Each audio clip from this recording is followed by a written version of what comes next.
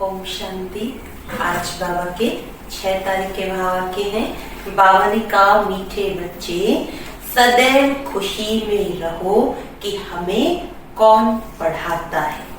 सदैव खुशी में रहो कि हमें कौन पढ़ाता है।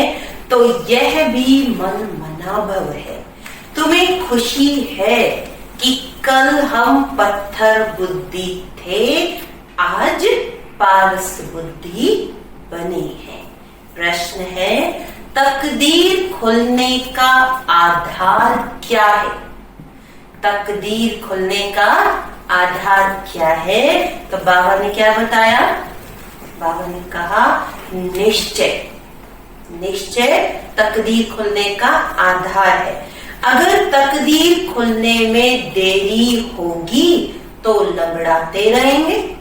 लंगड़ाते रहेंगे मतलब कि उनको जल्दी ज्ञान बुद्धि में बैठेगा नहीं, या अच्छी रीति पढ़ेंगे नहीं, क्योंकि तकदीर में नहीं है। निश्चय बुद्धि अच्छी रीति पढ़कर गैलप करते रहेंगे। कोई भी बात में संशय है तो पीछे रह जाएंगे। जो निश्चय बुद्धि बन अपनी बुद्धि को बाप तक दौड़ाते रहते हैं, वह सतो प्रधान बन जाते हैं। ओम शांति। स्टूडेंट सब स्कूल में पढ़ते हैं तो उनको ये मालूम रहता है कि हमको पढ़कर क्या बनने का है। मीठे मीठे रूहानी बच्चों की बुद्धि में आना चाहिए कि हम सतयुग पारसपुरी के मालिक बनते हैं।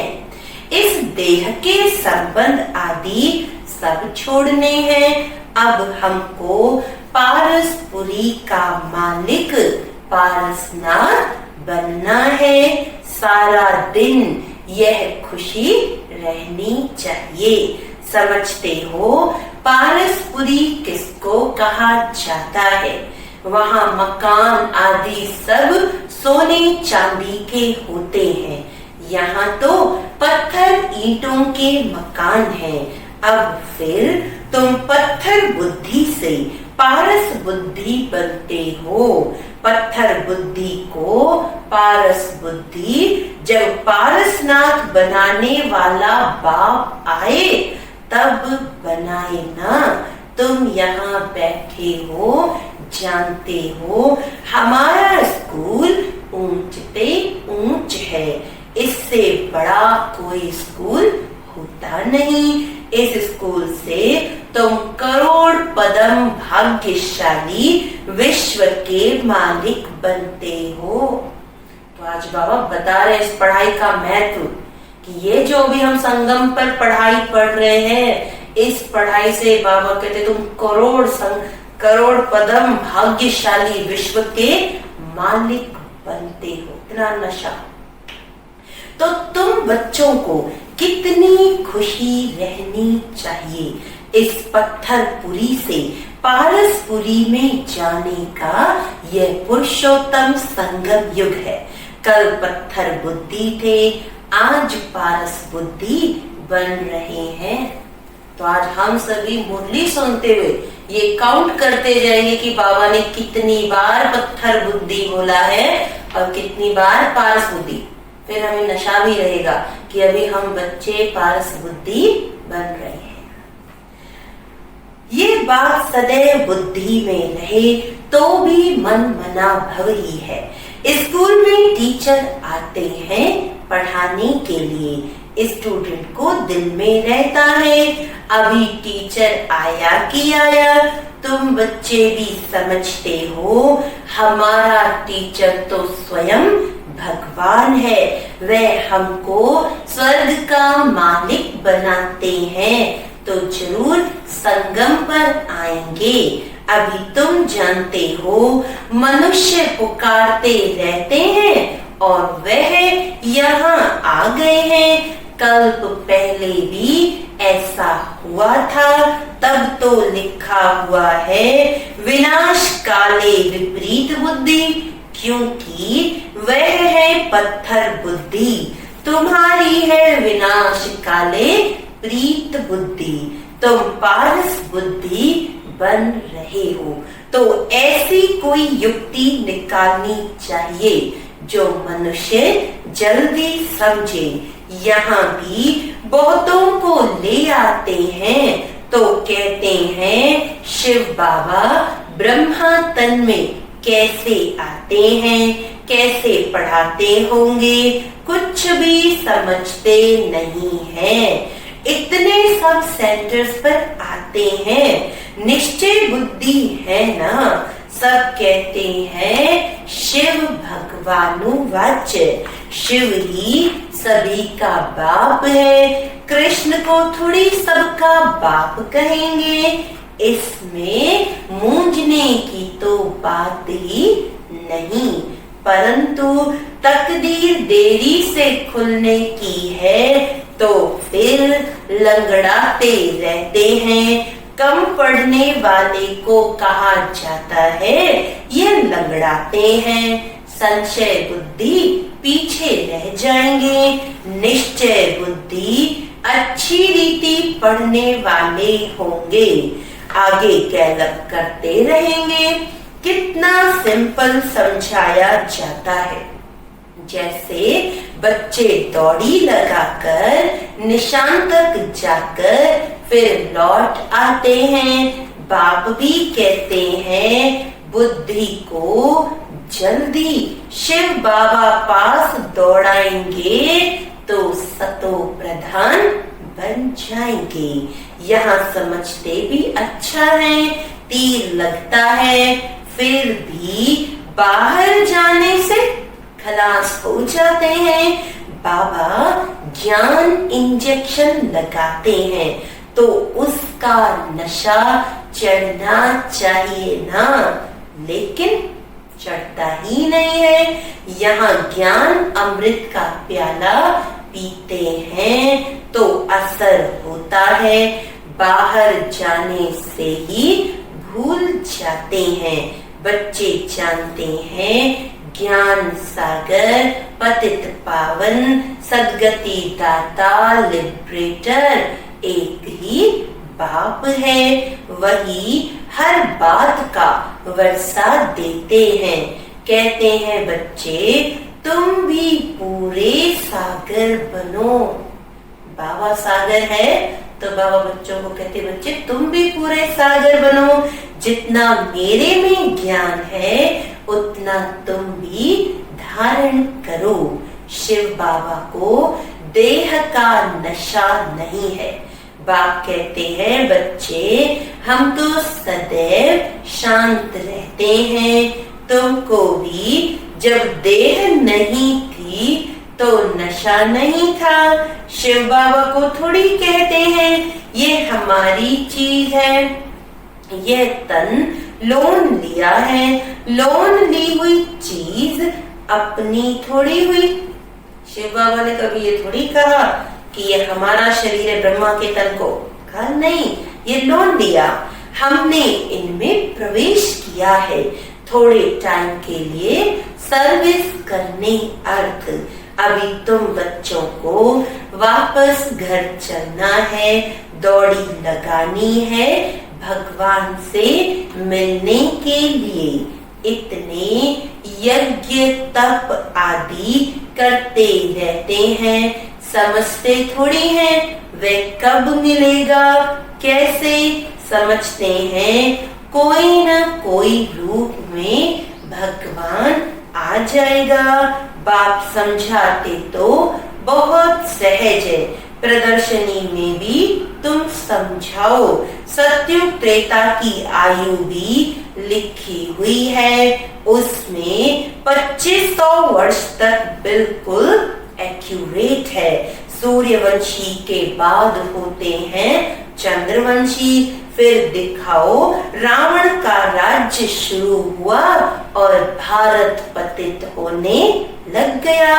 द्वापर कलयुग में रावण राज्य हुआ, तिथि तारीख लगी हुई है, बीच में रखो संगम युग। रथी भी जरूर चाहिए ना, इस रथ में प्रवेश हो, बाप राजयोग सिखलाते हैं, जिससे ये लक्ष्मी नारायण बनते हैं।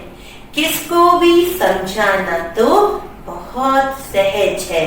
लक्ष्मी नारायण की डायनेस्टी कितना समय चलती है और सब घराने हैं हद के, यह है बेहद का। इस बेहद की हिस्ट्री ज्योग्राफी को जानना चाहिए ना। अभी है संगम युग, फिर दैवी राज्य स्थापन हो रहा है। इस पत्थरपुरी पुरानी दुनिया का विनाश होना है। विनाश न हो तो नई दुनिया कैसे चलेगी? अब कहते हैं अगर विनाश पुरानी दुनिया का नहीं होगा तो फिर नई दुनिया कैसे बनेगी? अब कहते हैं न्यू दिल्ली। अभी तुम बच्चे जानते हो न्यू दिल्ली कब होगी?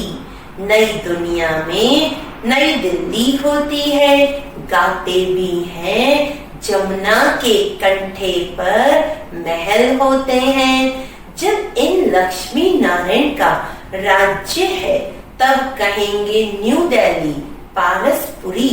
नया राज्य तो सतयुग में लक्ष्मी नारायण का ही होता है। मनुष्य तो यह भी भूल गए हैं कि ड्रामा कैसे शुरू होता है, कौन कौन मुख्य एक्टर्स हैं, वह जानना चाहिए ना। एक्टर्स तो बहुत हैं, इसीलिए मुख्य एक्टर्स को तुम जानते हो। तुम भी मुख्य एक्टर्स बन रहे हो। सबसे मुख्य पार्ट तुम बजा रहे हो। तुम रूहानी सोशल वर्कर्स हो, बाकी सब सोशल वर्कर्स हैं जिस्मानी।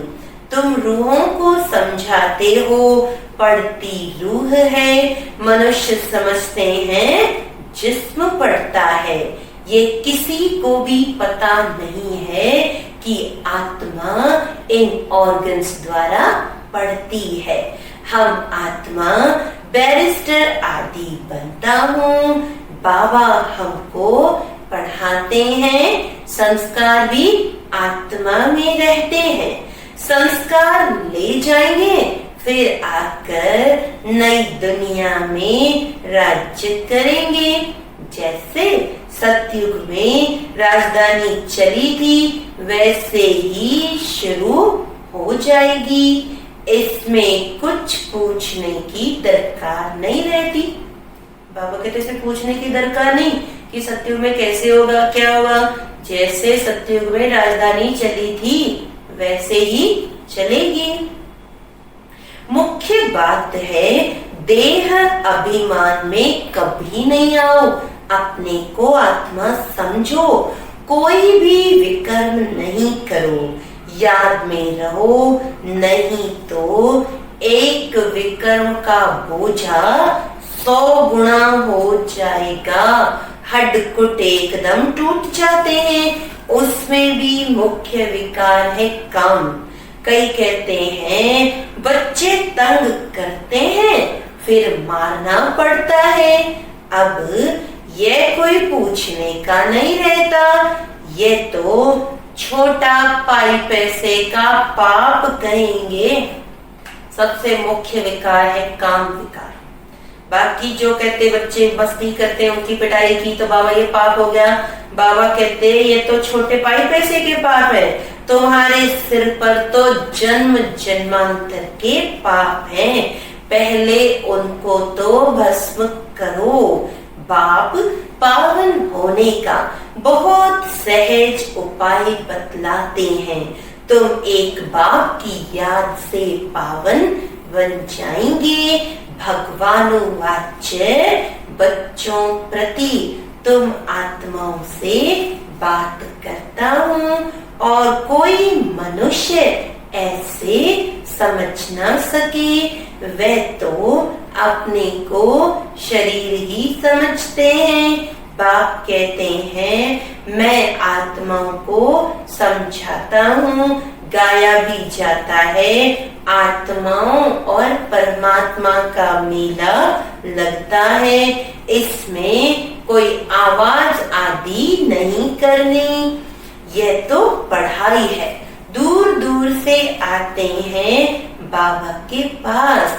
निश्चय बुद्धि जो होंगे उनको जोर से कशिश होगी आगे चलकर। अभी इतनी कशिश कोई को होती नहीं है, क्योंकि याद नहीं करते हैं। मुसाफिरी से जब लौटते हैं, घर के नजदीक आते हैं तो मकान याद आएगा, बच्चे याद आएंगे। घर पहुंचते ही खुशी में आकर मिलेंगे, खुशी बढ़ती जाएगी।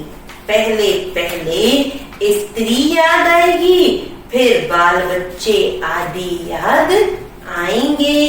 तुमको याद आएगा कि हम घर जाते हैं, वहाँ बाप और बच्चे ही होते हैं, डबल खुशी होती है।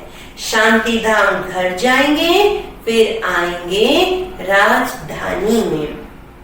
बस याद ही करना है। बाप कहते हैं मन मना भव, अपने को आत्मा समझ और वर्षे को याद करो। बाबा तुम बच्चों को गुलगुल बनाकर नैनों पर बिठाकर साथ में ले जाते हैं, जरा भी तकलीफ नहीं। जैसे मच्छरों का झुंड जाता है ना, तुम आत्माएं भी ऐसे जाएंगी बाप के साथ। पावन बनने के लिए तुम बाप को याद करते हो, घर को नहीं। पावन बनना है, तुम बाप को याद करते। बाबा की नजर पहले पहले गरीब बच्चों पर जाती है। बाबा गरीब निवाज है ना, तुम भी गांव में सर्विस करने जाते हो। बाप कहते हैं मैं भी तुम्हारे गांव को आकर पारस बुद्धि बनाता हूँ। अभी तो ये नर्क पुरानी दुनिया है, इनको जरूर तोड़ना पड़े। नई दुनिया में नई दिल्ली वह सतयुग में ही होगी, वहाँ राज्य भी तुम्हारा होगा। तुमको नशा चढ़ता है, हम फिर से अपनी राजधानी स्थापन करेंगे जैसे कल्प पहले की थी। ये थोड़ी कहेंगे हम ऐसे ऐसे मकान बनाएंगे, नहीं।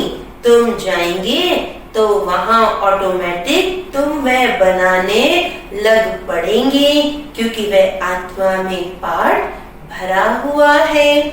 यहाँ पार्ट है सिर्फ पढ़ने का, वहाँ तुम्हारी बुद्धि में आपे ही आएगा कि ऐसे ऐसे हम महल बनाएं, जैसे कल्प पहले बनाया था वह बनाने लग पड़ेंगे।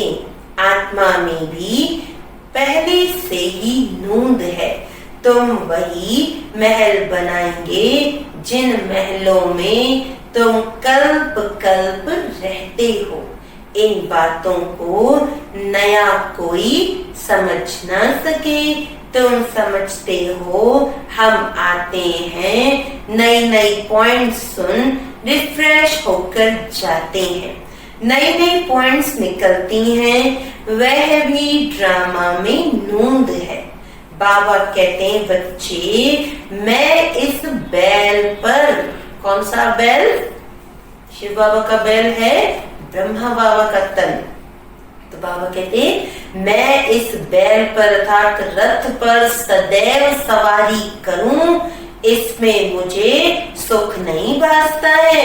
मैं तो तुम बच्चों को पढ़ाने आता हूँ, ऐसे नहीं कि बैल पर सवारी कर बैठे ही हैं। रात दिन बैल पर सवारी होती है क्या? उनका तो सेकंड में आना जाना होता है। सदैव बैठने का कायदा ही नहीं है। बाबा कितना दूर से आते हैं पढ़ाने के लिए, घर तो उनका वह है ना, सारा दिन शरीर में थोड़ी बैठेगा, उनको सुख ही नहीं आएगा। जैसे पिंजड़े में तोता फंस जाता है। बाबा रमणी किताब में आज क्या कह रहे हैं कि सारा दिन थोड़ी सी रथ में बैठूंगा, अगर सारा दिन इस तरह में बैठ जाऊं तो जैसे तोता पिंजरे में फंस जाता है। मैं तो ये लोन लेता हूँ तुमको समझाने के लिए। तुम कहेंगे ज्ञान का सागर बाबा आते हैं हमको पढ़ाने के लिए। खुशी में रोमांच खड़े हो जाने चाहिए। वह खुशी फिर कम थोड़ी होनी चाहिए। ये धनी तो स्थायी बैठे हैं, एक बैल पर दो की सवारी सदैव होती होगी क्या। शिव बाबा रहता है अपने धाम में, यहाँ आते हैं, आने में देरी थोड़ी लगती है। रॉकेट देखो कितने तीखे होते हैं, आवाज से भी तीखे। आत्मा भी बहुत छोटा रॉकेट है। आत्मा भागती कैसे है, यहाँ से झट गई लंदन, एक सेकंड में जीवन मुक्ति गाई है। बाबा खुद भी रॉकेट है, कहते हैं मैं तुमको पढ़ाने के लिए आता हूँ, फिर जाता हूँ अपने घर। इस समय बहुत बिजी रहता हूँ, दिव्य दृष्टि दाता हूँ, तो भक्तों को राजी करना होता है, तुमको पढ़ाता हूँ। बाबा कहते इस समय में बहुत बिजी रहता हूँ, एक तरफ भक्तों को साक्षात्कार कराना, दूसरी तरफ तुम ब्राह्मण बच्चों को ये पढ़ाई पढ़ाता हूँ। भक्तों की दिल होती है साक्षात्कार हो या कुछ न कुछ भीख मांगते हैं। सबसे जाती भीख जगदम्बा से मांगते हैं। तुम जगदम्बा हो ना, तुम विश्व की बादशाही भीख देती हो, गरीबों को भीख मिलती है ना। हम भी गरीब हैं तो शिव बाबा स्वर्ग की बादशाही भीख में देते हैं। भीख कुछ और नहीं, सिर्फ कहते हैं मुझ बाप को याद करो तो विकर्म विनाश होंगे, शांति धाम में चले जाएंगे।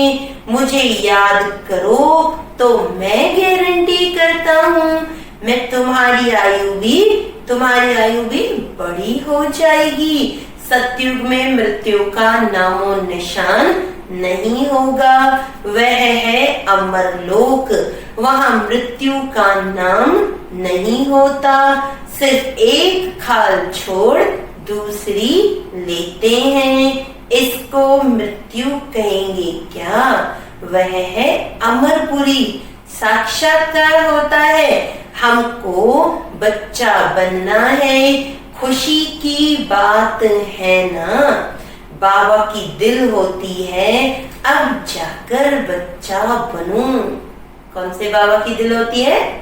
ब्रह्मा बाबा की। जानते हैं गोल्डन स्पून इन माउथ होगा, एक ही सिकी लदा बाप का बच्चा हूँ, बाप ने अडॉप्ट किया है। मैं सिकी लदा बच्चा हूँ तो बाबा कितना प्यार करते हैं, एकदम प्रवेश कर लेते हैं। यह भी रथ है ना, खेल में हमेशा खुशी होती है। यह भी जानते हैं जरूर बहुत बहुत भाग्यशाली रथ होगा जिसके लिए गायन है ज्ञान का सागर। इसमें प्रवेश कर तुमको ज्ञान देते हैं। यह भी जानते हैं जरूर बहुत बहुत भाग्यशाली रथ है। जिसके लिए क्या गायन है कि ज्ञान सागर स्वयं ज्ञान देते हैं। तुम बच्चों के लिए एक ही खुशी बहुत है, भगवान आकर पढ़ाते हैं, भगवान स्वर्ग की राजाई स्थापन करते हैं। हम उनके बच्चे हैं तो फिर हम नरक में क्यों हैं? ये किसी की भी बुद्धि में नहीं आता। तुम तो भाग्यशाली हो जो विश्व का मालिक बनने के लिए पढ़ते हो। ऐसी पढ़ाई पर कितना अटेंशन देना चाहिए। जिस पढ़ाई से हम विश्व के मालिक बन रहे हैं, तो ऐसी पढ़ाई पर हमें कितना अटेंशन देना चाहिए। अच्छा, मीठे मीठे सिकिलदे बच्चों प्रति माता पिता बाप दादा का याद प्यार और गुड मॉर्निंग। रूहानी बाप की रूहानी बच्चों को नमस्ते। हम रूहानी बच्चों की रूहानी बाप दादा को याद प्यार गुड मॉर्निंग, नमस्ते नमस्ते नमस्ते जी। तो ये सुने आज हमने अपने प्यारे मीठे बाबा के महावाक्य की बाबा हम बच्चों को पत्थर बुद्धि से पारस बुद्धि बनाते हैं। धारणा में मुख्य सार में बाबा ने कहा इससे डबल खुशी में रहना है। इसी डबल खुशी में रहना है कि अब मुसाफिरी पूरी हुई। पहले हम अपने घर शांति धाम में जाएंगे, फिर अपनी राजधानी में आएंगे। तो ये डबल खुशी रहनी चाहिए। दूसरा है सिर पर जो जन्म जन्मांतर के पापों का बोझ है उसे भस्म करना है। देहाभिमान में आकर कोई भी विकर्म नहीं करना। वरदान है मन की स्वतंत्रता द्वारा, मन की स्वतंत्रता द्वारा सर्व आत्माओं को शांति का दान देने वाले मनसा महादानी भव। मनसा महादानी। तो आज कई बाबा के बच्चे हैं जिन पर बंधन भी है, लेकिन बाहर से भले बंधन है लेकिन मन तो स्वतंत्र है।